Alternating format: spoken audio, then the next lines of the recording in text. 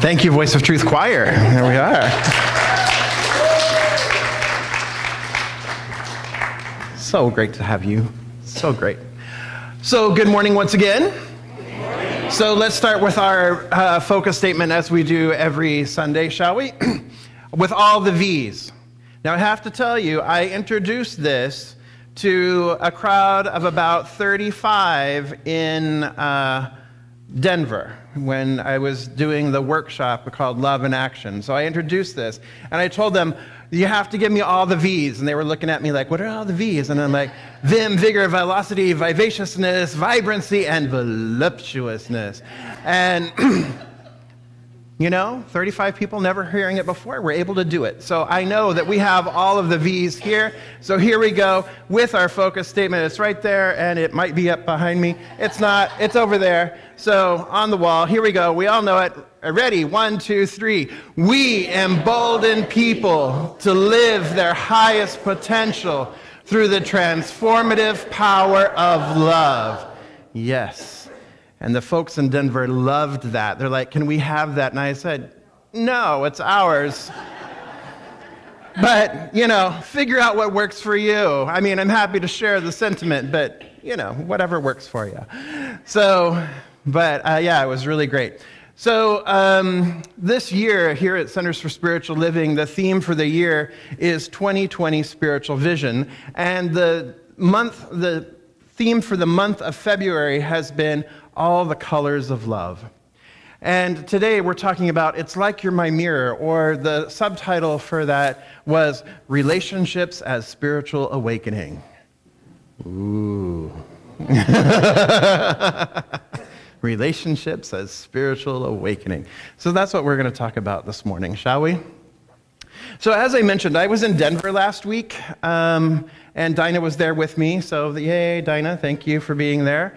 Dinah's dad received one of the highest awards that we have here at Centers for Spiritual Living, and that was an honorary doctorate of divinity for his service for our communities throughout the year, through many years. So it was an honor and a blessing to be there with him and celebrate him and lift him up on Wednesday morning. So we were at the convention, and conventions are really interesting things, right? Because there are a whole lot of people, all in various relationships with each other, and all coming together for a common purpose, and yet there's different formats, and there's different feelings, and there's different levels of relationship. There's the, oh, I see you're part of the convention too. Hey. There's that kind of like walking by relationship, right? Then there's those relationships that you're there to perform a task together, right? There's the task-oriented relationships. You might meet them for the first time. It's like, okay, we're working on this task. We're going to get this task done. And then there's those relationships that are a little bit longer, or there's the long time relationships kind of the past, where it's like, oh, I saw classmates that I hadn't seen in years. I was like, hey, how's it going? Great to see you. And, let's catch up sometime. Right? Whereas maybe like when we were all in school together, it was like, there was this deep bonding, and there was all these shared experiences. But now that they're out doing their thing and I'm out doing my thing, and we don't see each other very often, and maybe we weren't in school together for a long period of time or what have you. And so it's like, yeah, I know that they're there in Arizona, or I know that they're there somewhere, but, we just don't see each other like, we once did. And so those relationships, while they're still there, they've changed somewhat. And then there's those relationships that are like lifelong relationships, right? So I have a friend who lives in Denver. She and I met in 1991. We were living in Japan in a small town, in a small city in Japan, and we met, and she's been living in Denver for the past 21 years. And so I called her and I said, hey, actually I texted her, because who calls, right? So I texted her and I said, and I guess where I am right now, I'm, at the Grand Hyatt on Welton. And she's like, really? Oh my gosh, text, and then we finally called. But when we got together for lunch or for dinner that evening, we realized we haven't seen each other in 10 years. I was like, how in the world did that ever happen, right? But she's one of those friends, she's one of those people, and maybe you have them in your life too, where, you see each other and it's like, didn't feel like 10 years, it just felt like yesterday. And we picked right back up, right where we were, and just continued on. And then it was like, all right, we seriously cannot allow 10 years to happen again. So then we had the opportunity to see each other again on Friday and spend the afternoon together on Friday as well. She played hooky from work. I was an excuse. She's like, you're my enabler. And I said, I enable a lot of people. But so it was one of those relationships that it just picks right back up and it just feels comfortable. And so there's those different types of relationships that we each have, right? We have those relationships that exist for a reason. We have those relationships that exist for a season. And then we have those relationships that exist for a lifetime. And some of those little reason relationships, they come and go real quick. Even the seasonal ones, right? But then there's the deep relationships. But each one of those relationships, if we take the time to be present with each relationship, whatever the status of the relationship is, when we take the time to be present with that relationship, there's the opportunity to learn from it, there's the opportunity to grow from it, there's the opportunity to experience ourselves in perhaps whole new different ways or experience more of ourselves. Because with the relationships, we really attract to us those that support our narrative and those that challenge our narrative, right? And then there's those that kind of like do both, right? They support and they challenge, and those, to me, feel like more the longer-term relationships, right? If you're always constantly challenging me, we probably won't be in a relationship for very long, right? And if you're constantly supporting me, well, that might feel good, but But if there's this healthy balance of support and challenge and support and challenge, then there's really an opportunity or multiple opportunities or a longevity for growth. Would you say? Yeah. Yeah. So there were definitely some growth opportunities this past week in Denver, for sure. And then there were these loving opportunities as well. And I have reminded several people, so I'm just going to remind all of you, okay? So next time I have to go to a convention that's out of town, like a full-on, full-blown convention, remind me that I'm not going to be on the platform Sunday following that, okay? Just because I'd rather be prone right now. But I'm here with you, and I'm loving all of you. But what I noticed is I'm very much an extrovert, right? Maybe you figured that out about me. That I'm very much an extrovert. But being at convention, I find out exactly how far of an extrovert I am before I become a hermit. And we kind of went past the how far I am before I become a hermit. So it was interesting to see all these different relationships coalescing, and then how I was feeling within that, and the whole experience and the whole excitement of it. And then it's like, oh, right. But I'm forgetting about a really important relationship. This one, right here, right? And so it's just something to be mindful of as we move through our experiences in life. It's like, yes, we have all of these relationships, and all of these relationships are wonderful, and they teach us things and everything, but there is also that one relationship that is our primary relationship that we really need to perhaps keep in the forefront or foreground, and that's the relationship with self, and that's the relationship with spirit. And what I know is that all of my relationships and all of your relationships are reflections of the one relationship.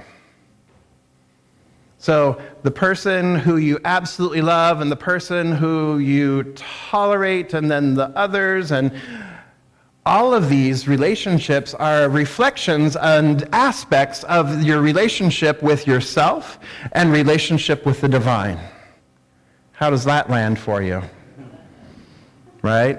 Oh, that's an aspect of the divine too. Ooh, that doesn't feel very divine at the moment.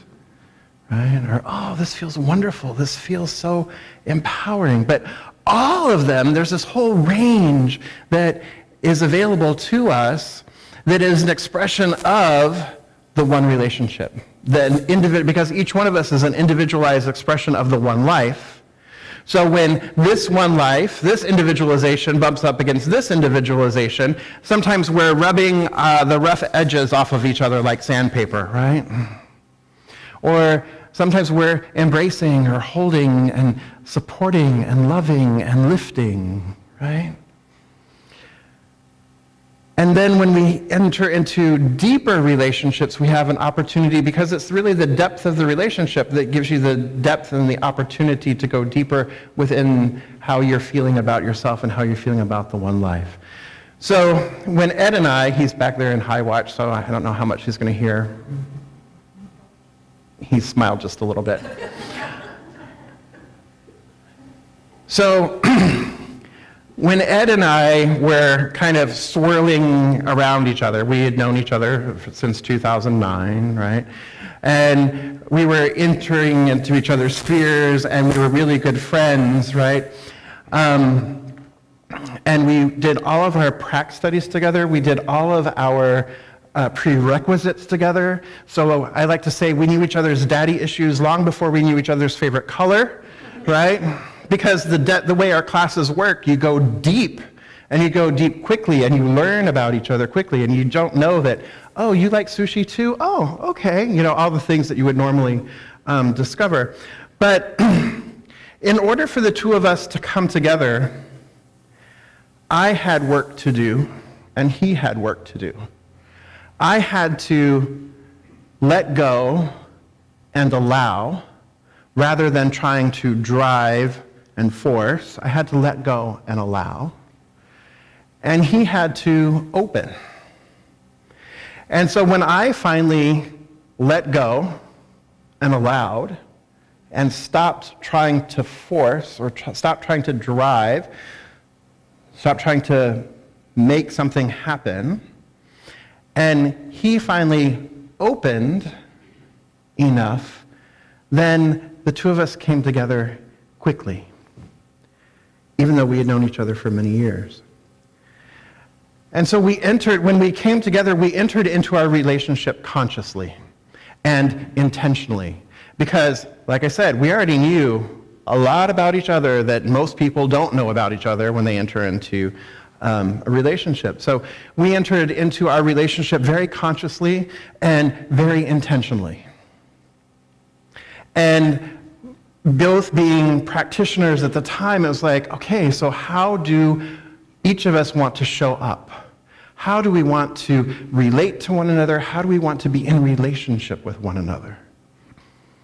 And recognizing that I am divine and he is divine, and that we are each the beloved, right? We made a pact that of the way we will communicate with each other, of the way we will solve conflict with each other, of the way we will enter into challenges with each other. And it may seem sappy to you, but it works really well for us, is that if we come to a place where we are experiencing conflict, we stop, and we each place our right hand on the other's heart, chest space. And we look into each other's eyes, and then we speak lovingly through whatever the conflict is in that moment. Because it's a remembering, oh wait, I am not my charged, emotional, triggered self. That's not who I am. Stopping in the name of love, right? Literally stopping and acknowledging and seeing, oh wait, you are the beloved in whom I am well pleased. Why would I ever say words to harm, words to hurt, Why would I ever want to attack? Because I recognize and I see you for who you truly are. We've only had to use that so far 3 times. One time was around our wedding ceremony. Because, he's definitely laughing at that one. Because, yeah. But, so, when we enter into relationships, whether they be long-term relationships or short-term to get a task done, or a work relationship, or any other kind of relationship, when we enter into these with the respect, when we enter in and we recognize the other for who they truly are, which is the divine made manifest, then we can enter into it from a place of love, from a place of light. And what a difference that makes when we enter into these relationships, or we have these relationships, or we interact with one another from a place of high consciousness, from a place of love. Would you agree? So it's like you're my mirror, right? Ernest Holmes says, in Living the Science of Mind, that a mirror reflects whatever is placed in front of it. A mirror reflects whatever's placed in front of it. So if you don't like the reflection in the mirror, what do you got to do? Change the thing that's in front of it, right? Well, doesn't that suck? I want it to be your fault. I want it to be the mirror's fault. Let me try to scratch the image out of the mirror, right? Let me try to break the mirror so it's not reflecting back at me, right? But the only way to change the reflection is to change what's sitting in front of the mirror, right? I don't like the way that's reflecting, so, well, I got to put that there and put this there instead. That's much better, right? So you have to change what's in front of the mirror. Jesus, the master teacher, said it a different way. And I've been thinking about this, and it's been interesting to contemplate this particular thing, is that those who have get more. Those who have not, even that which they have is taken from them. Right? So when I think about this with the mirror analogy, and you think about the mirror analogy also being the law, right? It's the way the law works. It's the way the creative medium works. That which we intend and that which we give our intention to and our attention to expands, is reflected back to us, right? So if I have an abundance of irritation, right? If I have an abundance of irritation, and that is what I am sitting there in front of the mirror, this bundle of irritation, right? Well, what's being reflected back to me? A bundle of irritation, right? Everything is going to make me annoyed. Everything's going to tick me off. Everything's going to trigger me. And why me, poor me, ma, right?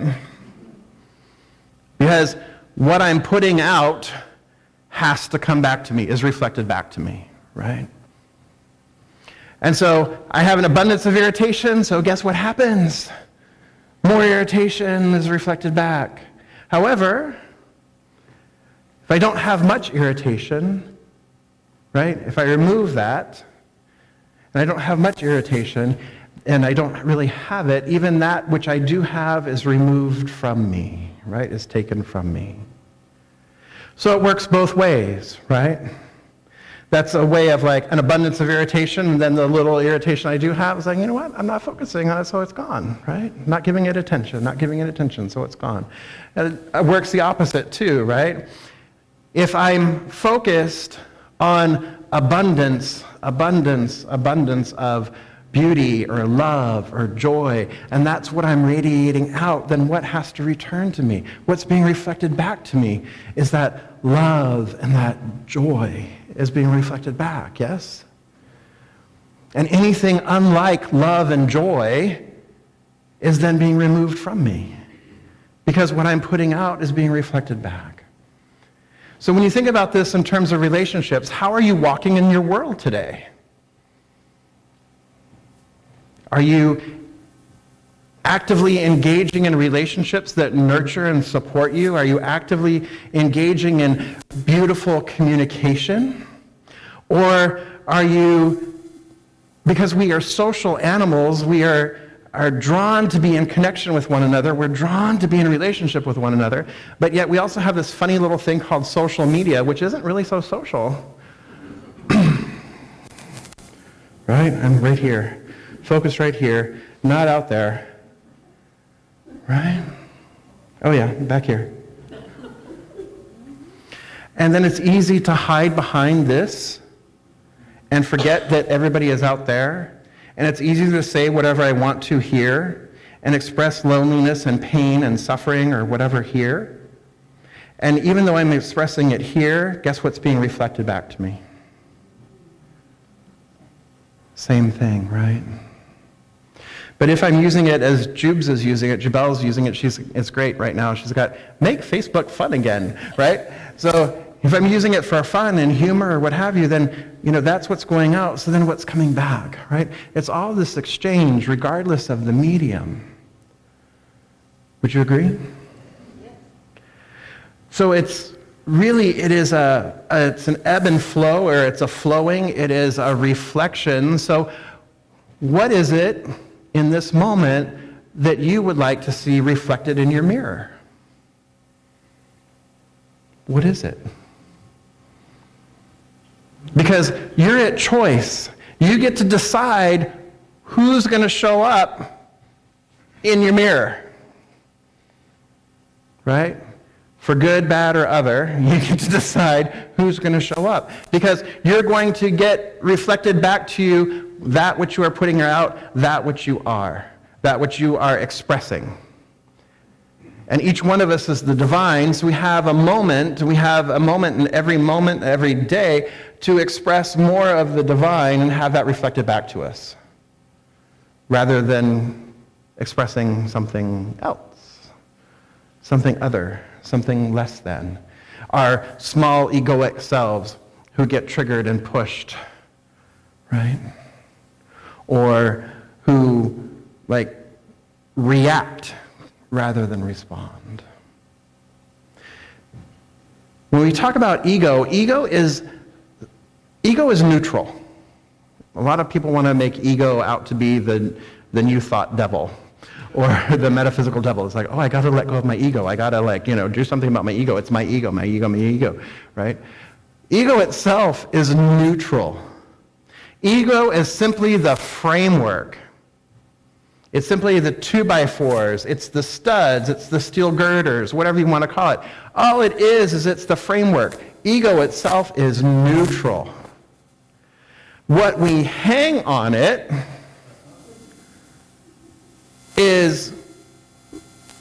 can be varied.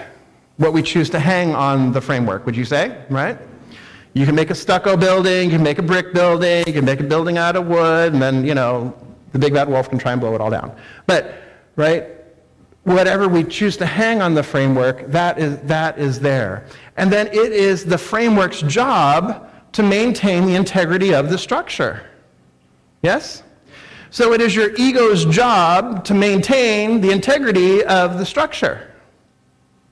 So if you don't like what you're seeing, or you want to redesign something, sometimes the demo part of a project is challenging when you're remodeling a home or, say, the village downstairs, right? That the demo part can sometimes be the challenging part or the difficult part because the framework is in place doing its job. But once we remove that which no longer serves, we're able to get at the framework and we're able to reshape the framework, and then we're able to put new things back onto the framework, and then we enjoy the new structure, the new edifice, right? So the ego itself is neutral. It's what we're hanging on, the the framework itself that we have the opportunity to look at. So when we enter into these relationships, it's just yet another metaphor, but when we enter into these relationships, it's not your ego that is keeping you, it's not the ego that's necessarily the problem, right? It's the false beliefs. It's the experiences of the past. It's what you've chosen to wallpaper your walls with, right? That might be the actual obstruction. And so there's a time to go in there and, strip the wallpaper, demo that particular wall, demo that particular door, put a window there instead, put a door over here, rearrange what you're living in so that your outside then matches your inside. So it's just another way of looking at it. So being in relationship has this ability to draw forward and bring forward the 15 layers of wallpaper. Right? The stuckness. It has the ability to lift you and show you where you're doing really, really well and really excelling. And it also has the ability to show you if you want to, you might want to work on this over here. And when we take the time and the opportunity then to turn and focus and say, is this serving me anymore? Is this serving me anymore? Holding on to this pain, holding on to this suffering, holding on to whatever it is I'm holding on to, the false belief, is that serving anymore? And if it's not, is it time for me just to let it go, to set it down, to be done with it, to simply allow it to be what it was and to honor it and to be grateful for it? Because what I can tell you is that when you are willing to let it go, you're willing to set it down, when you show up differently in the mirror, what is reflected back to you is different. I had that experience with my ex. The very end, it was very contentious. I was not even in science of mind philosophy at the time. I was still very much, you're driving me crazy, pick up your socks, right? Even the littlest thing. And it's never, when you're challenged, it's never about the little things. It's not about the socks on the floor. There's something else going on, right?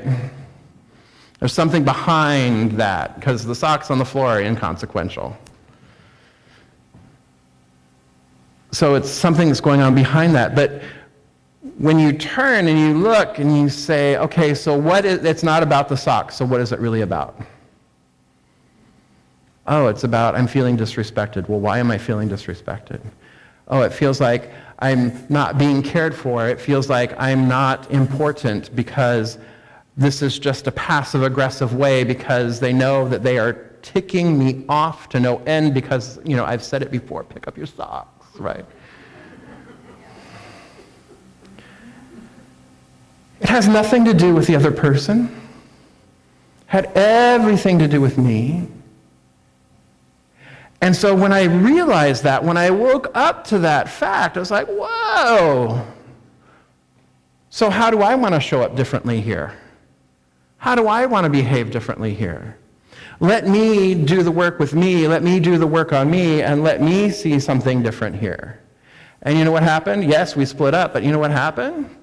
When I took responsibility for my own stuff, what I saw reflected back to me in the mirror changed. I didn't change him. I didn't do anything to him. Right? He's out there, back in Seattle. I'm sure socks on the floor.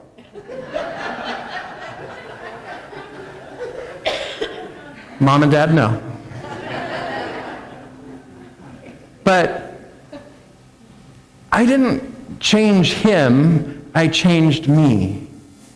And when I changed me and I changed the perspective on the relationship, then all of the good that was part of that relationship was able to come forward. There was a huge shift then in energy. There was a huge shift in the way we relate with one another. I still consider him now a very dear friend. That was not the case in 2008. But now, just a dear, cherished friend. The last time he was in Las Vegas, he stayed with my parents. Okay, cool.